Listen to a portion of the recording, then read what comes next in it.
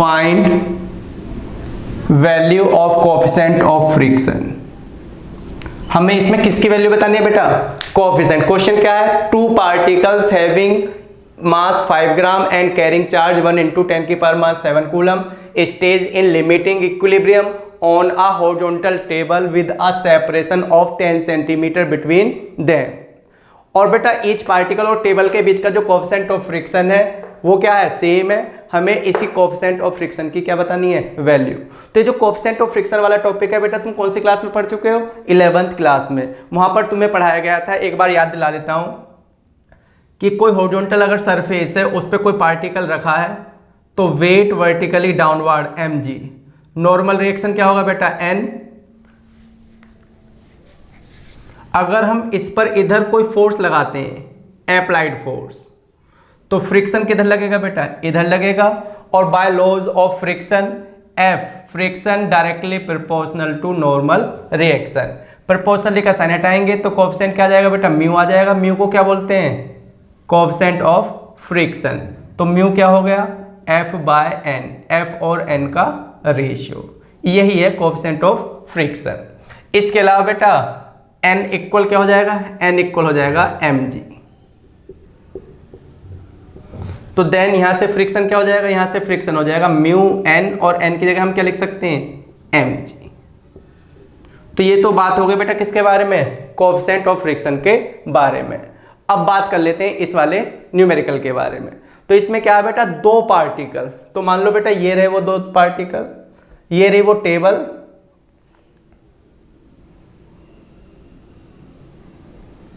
और ये रहे वो दो पार्टिकल इस पर रखे हुए, ये रहे वो दो पार्टिकल। इनके बीच का सेपरेशन कितना? 10 सेंटीमीटर।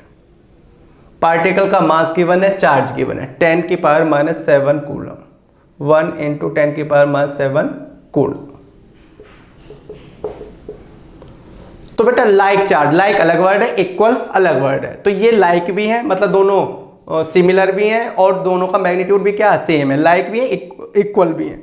तो बेटा लाइक चार्ज होने की वजह से ये दोनों पार्टिकल एक दूसरे को ऐसे और ऐसे क्या करेंगे? रिपेल करेंगे। किस फोर्स से? इलेक्ट्रिक फोर्स से। फॉर्मूला क्या होगा उसका? K⁴ लेकिन जब इस पर ऐसे फोर्स लगेगा तो ये पार्टिकल इधर स्लिप होने की, इधर जाने की कोशिश करेगा, तो फ्रिक्शन इधर इसकी मोशन को क्या करेगा? अपोज करेगा। या हम इस पार्टिकल की बात करें, जब फोर्स इस पर इधर लगेगा तो फ्रिक्शन इधर लगेगा। अब बात कर लेते हैं in equilibrium, in limiting equilibrium. जब हम बात बेटा इक्विलिब्रियम की करेंगे तो इलेक्ट्रोस्टैटिक फोर्स और फ्रिक्शनल फोर्स क्या होगा? बराबर होगा। ये फ्रिक्शन होगा बेटा और ये होगा इलेक्ट्रोस्टैटिक फोर्स।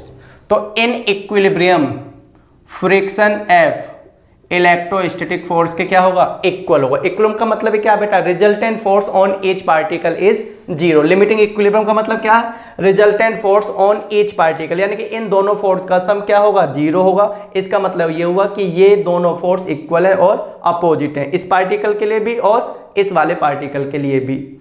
अब फ्रिक्शन क्या होगा? यहां से फ्रिक्शन यहां से होगा म्यू n इक्वल, ये क्या हो गया? ये होगा K⁴ या हमने म्यू और n को क्या लिख दिया बेटा? mg इक्वल क्या होगा? K⁴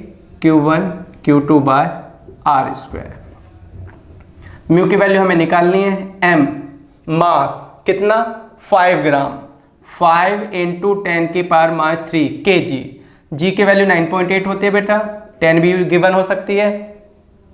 k की वैल्यू हमने क्या रख दी? 9 × 10⁹ Q1 1 × 10⁻⁷, Q2 भी 1 × 10⁻⁷ बाय r²। r उनके बीच का सेपरेशन बेटा सेंटीमीटर में दिया है,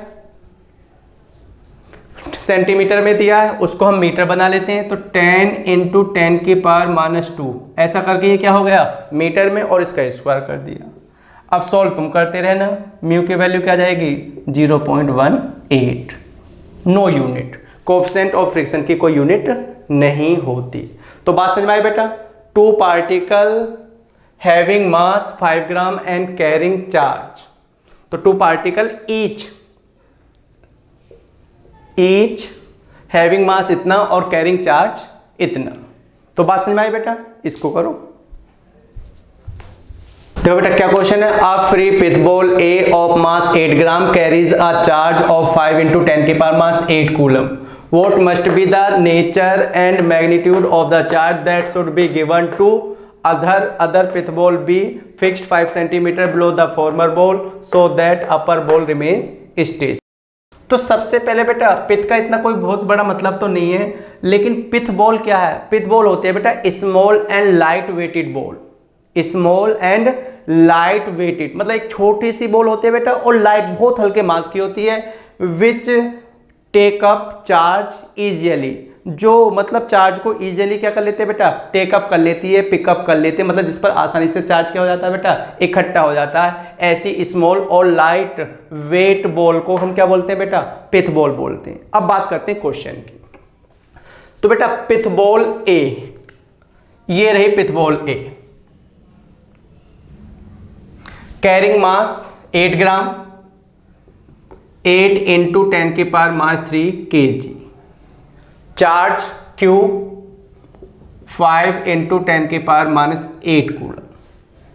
तो बेटा इस पिथ बॉल का वेट वर्टिकली क्या होगा, डाउनवर्ड होगा, और ये बॉल अपने वेट की वजह से क्या हो जाएगी, नीचे गिरेगी। अगर मैं इसको फ्रीली छोड़ दूं तो ये कहाँ हो जाएगी बेटा, नीचे। अब क्वेश्चन के according another pith ball be fixed 5 centimetre below the former ball, मतलब ये पिथ बॉल ए हो गई। अब पिथ बॉल बी इससे 5 सेंटीमीटर नीचे यहां पर है।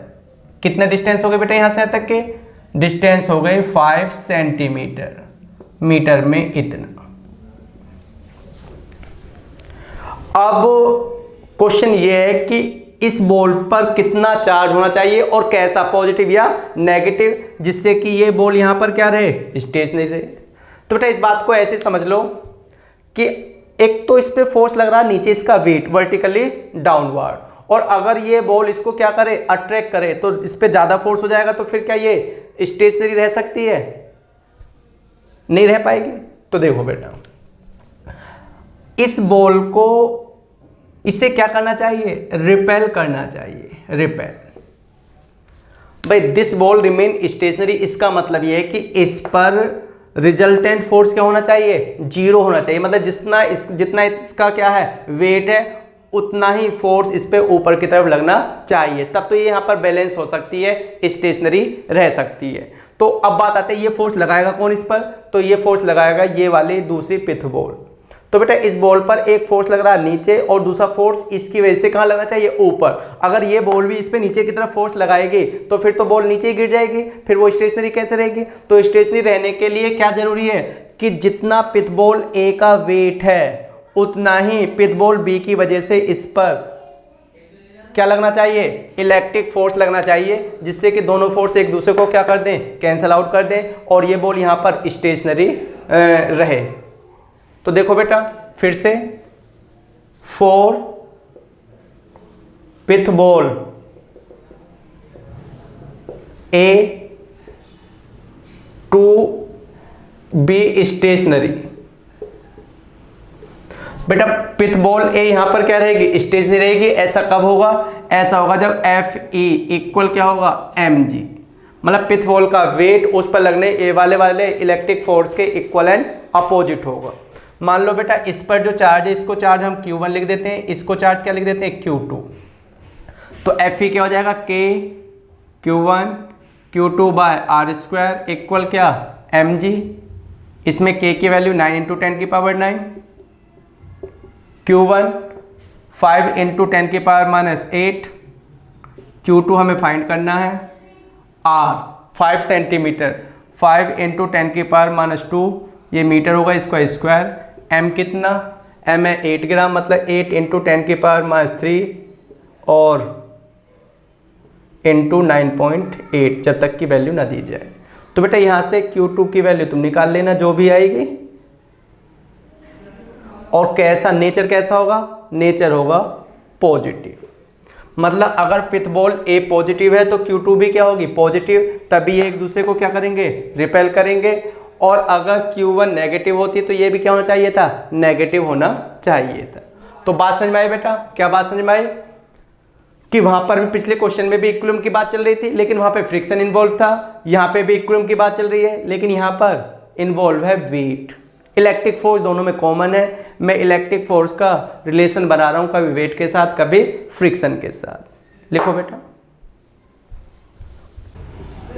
T equal under root 16 pi cube epsilon naught mr³ by Q1 Q2। ये क्वेश्चन है बेटा। ये क्वेश्चन सिर्फ देखने में ही भयानक सा है बेटा, वैसे ये क्वेश्चन सोल्व करने में क्या है, आसान है। क्वेश्चन समझ में आ गया?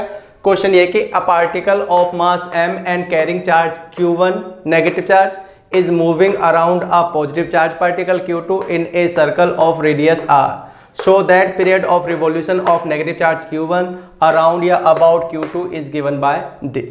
ये क्वेश्चन है बेटा। तो देखो बेटा, 11th क्लास में तुमने पढ़ रखा है सेंटीपिटल फोर्स। जब भी कोई बॉडी सर्कुलर पाथ में घूमती है तो बॉडी को सर्कुलर पाथ में बने रहने के लिए क्या चाहिए, सेंटीपिटल फोर्स। और सेंटीपिटल फोर्स का फॉर्मूला क्या होता है बेटा, mv²/r। तो 11th क्लास में तुमने कुछ बातें पढ़ी थी बेटा, जैसे centripetal force is given by mv²/r। एक पढ़ा था बेटा तुमने relation between linear velocity and angular velocity. तो v हो गया लीनियर वेलोसिटी और ओमेगा क्या हो गया, एंगुलर वेलोसिटी। एक चीज पढ़ी थी बेटा तुमने, angular velocity omega is given by 2π/t, और t क्या है यहाँ पर, टाइम पीरियड। तो इन सभी बातों का बेटा यूज करते हुए हम ये फॉर्मूला क्या कर सकते हैं, ड्राइव कर सकते हैं, ये क्वेश्चन सॉल्व कर सकते हैं। तो देखो, ये कोई पॉजिटिव चार्ज पार्टिकल होगा Q2, ये रेडियस r, और ये नेगेटिव चार्ज पार्टिकल Q1। क्योंकि ये पार्टिकल इसके चारों ओर सर्कुलर पाथ में घूम रहा है, तो this particle required centripetal force mv²/r, and that force is provided by the electrostatic force between Q2 and Q1। Q2 और Q1 के बीच में लगने वाला फोर्स। तो F क्या है बेटा, तो for since here FC centripetal force must be equal to electrostatic force. तो FC का फॉर्मूला क्या होगा बेटा, यहाँ से FC का फॉर्मूला होगा mv²/r। FE क्या होगा, FE K की जगह हमने लिख दिया 1/4πε0 Q1 Q2/r²। तो बेटा ये इलेक्ट्रोस्टैटिक फोर्स हो गया। तो यहाँ पे नेगेटिव नहीं आएगा, मतलब ये जो Q1 Q2 लिखा है ये चार्ज नहीं है, ये क्या है, मैग्नीट्यूड ऑफ चार्ज। इसका मैग्नीट्यूड भी Q1 है और इसका मैग्नीट्यूड भी Q1 है। तो यहां से बेटा v² क्या हो जाएगा, यहां से v² हो जाएगा 1/4πε0 Q1 Q2/r से r कैंसिल हो गया, m नीचे आ गया, तो ये हो गया mr। और यहाँ से बेटा v क्या हो जाएगा, v हो जाएगा ये। बात समझ में आ गई? अब हमें क्या करना है, हमने पढ़ रखा since time period t is given by 2πr/v, पढ़ा है ना बेटा, 2πr/v। तो ये हो जाएगा t इक्वल 2πr/v, और v की जगह हमने क्या लिख दिया, अंडर रूट 1/4πε0 Q1 Q2/mr, जिसमें ये ऊपर चला जाता है तो t इक्वल क्या हो जाएगा, t इक्वल हो जाएगा 2πr अंडर रूट, ये हो जाता है 4πε0 mr बाय क्या, Q1 Q2। अब 2 को अंदर ले जाएंगे तो 2 का स्क्वायर क्या हो गया, 4, और 4 की 4 में मल्टीप्लाई हो गए तो ये हो गया 16। पाई को अंदर ले जाएंगे तो ये पाई अंदर जाकर क्या हो जाएगा, पाई स्क्वायर, और बाहर क्या है पाई, तो पाई स्क्वायर इंटू पाई क्या हो गया, पाई क्यूब। ये क्या है, एप्सिलॉन नॉट। ये आर तो पहले से अंदर है, इस आर को अंदर ले जाएंगे तो ये क्या हो जाएगा बेटा, आर स्क्वायर इंटू आर क्या हो जाएगा, आर क्यूब। एम भी तो बेटा एम आर क्यूब, और नीचे क्या हो जाएगा, Q1 एंड Q2। ये एक क्वेश्चन हो गया बेटा। तो क्वेश्चन जितना देखने में भयानक सा लग रहा था, क्या उतना सॉल्यूशन में भी भयानक है? आसानी से सोल्व हो गया। तो बेटा मैं यहाँ पर क्या बताने की कोशिश कर रहा हूँ तुम्हें बहुत देर से, मैं तुम्हें ये बात बताने की कोशिश कर रहा हूँ कि अभी मैं तुम्हें जस्ट 3 क्वेश्चन कराए जिसमें एक चीज कॉमन है, electric force between the 2 charge particle, 2 charge particle के बीच में लगने वाला इलेक्ट्रिक फोर्स। लेकिन दूसरी साइड का जो फोर्स है, कभी वो सेंट्रीपिटल फोर्स है, कब? जब वो सर्कुलर पाथ में घूम रहा है, कभी वो फ्रिक्शनल फोर्स है, कभी वो वेट है। तो इलेक्ट्रिक फोर्स कॉमन हो गया और ये चीजें, तो ये आपको ध्यान रखना पड़ेगा बेटा कि इलेक्ट्रिक फोर्स का कौन से फोर्स से हमें रिलेशन बनाना। ये बात समझ में आ गई? लिखो इसको। तो बेटा ये एक धांसू सा क्वेश्चन है, दिखने में धांसू है, वैसे तो आसान है। 2 small sphere each having a mass of mkg and charge q coulomb are suspended from a point by 2 insulating threads या insulating strings of L meter each but of negligible mass. If theta is the angle which each string makes with vertical when equilibrium has been reached, prove that q square equal for mg L square sin square theta tan theta 4 pi epsilon naught. ये एक question है बेटा, देखने में थोड़ा भयानक सा है लेकिन वैसे आसान है। तो देखो बेटा, तो इसमें हमारे पास 2 स्मॉल स्फीयर हैं जो 2 इंसुलेटिंग थ्रेड से किसी पॉइंट से इस तरीके से लटके हुए हैं बेटा।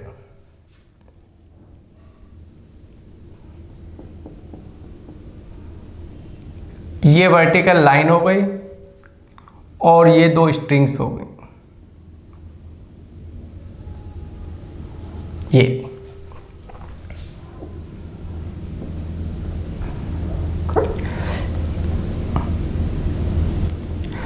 each sphere of mass m kg, इसका भी मास m है और इसका भी मास m है। इस पर भी चार्ज q है, इस पर भी चार्ज q है। तो क्योंकि बेटा दोनों पर चार्ज सेम है, लाइक है, तो दोनों स्फीयर एक दूसरे को क्या करेंगे? रिपेल करेंगे ऐसे। वो फोर्स क्या होगा बेटा?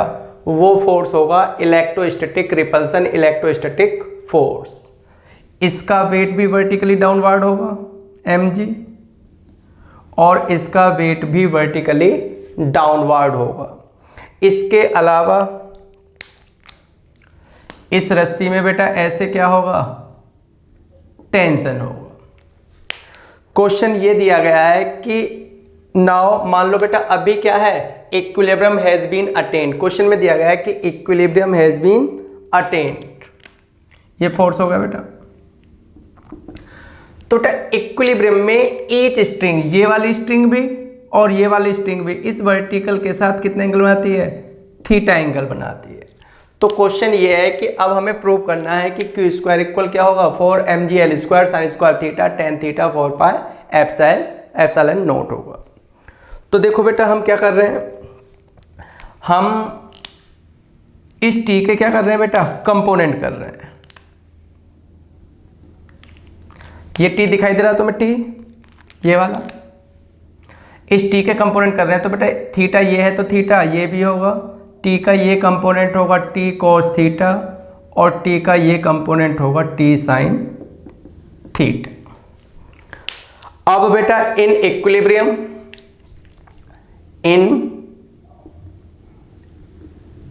इक्विलिब्रियम,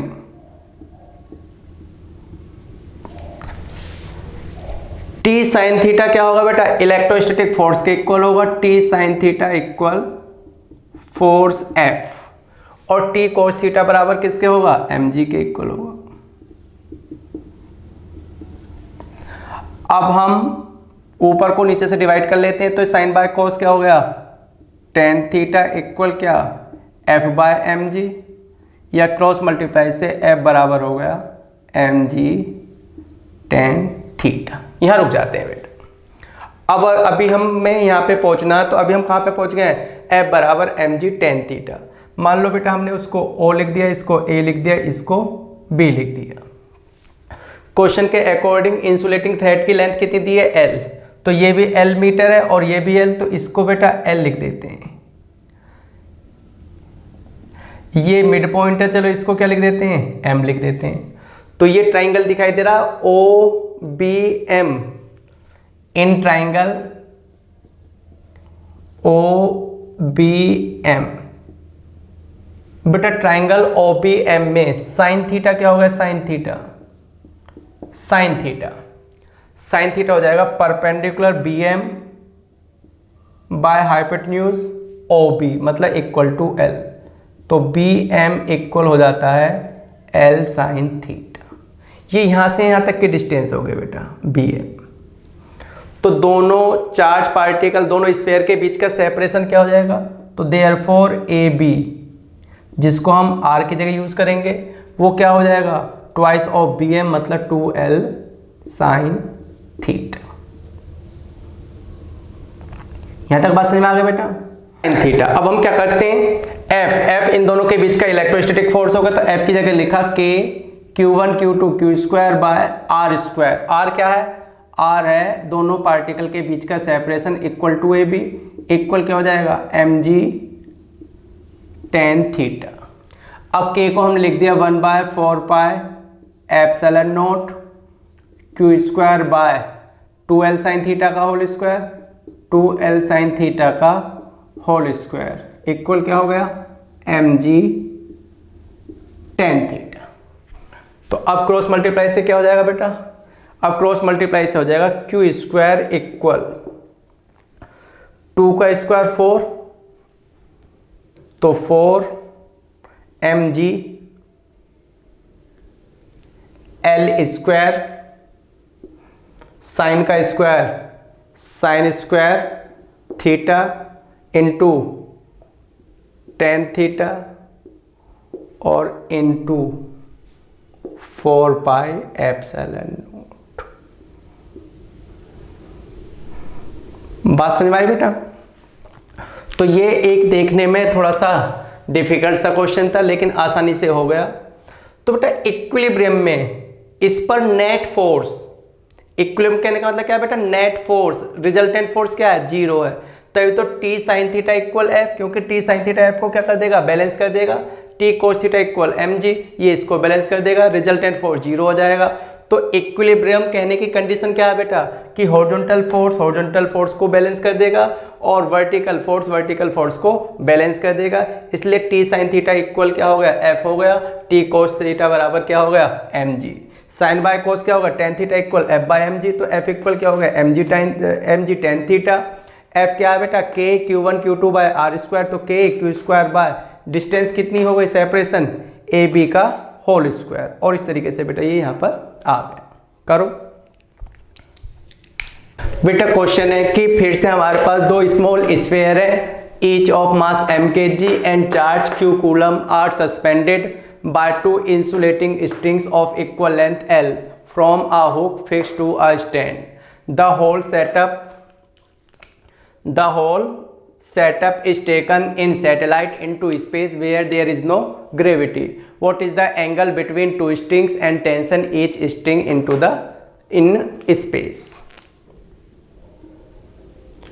ये क्वेश्चन है बेटा। तो देखो बेटा, अभी मैं तुम्हें एक क्वेश्चन करा रहा था जिसमें कुछ इस तरीके का क्वेश्चन था, ये रहा। तो बेटा इनका मास भी m था, चार्ज q था, तो इनका वेट वर्टिकली डाउनवर्ड और रिपल्सिव फोर्स ऐसे लग रहा था और टेंशन ऐसे था। लेकिन बेटा into space where there is no gravity, तो वहां पर ये ग्रेविटेशनल फोर्स क्या हो जाएगा, 0 हो जाएगा।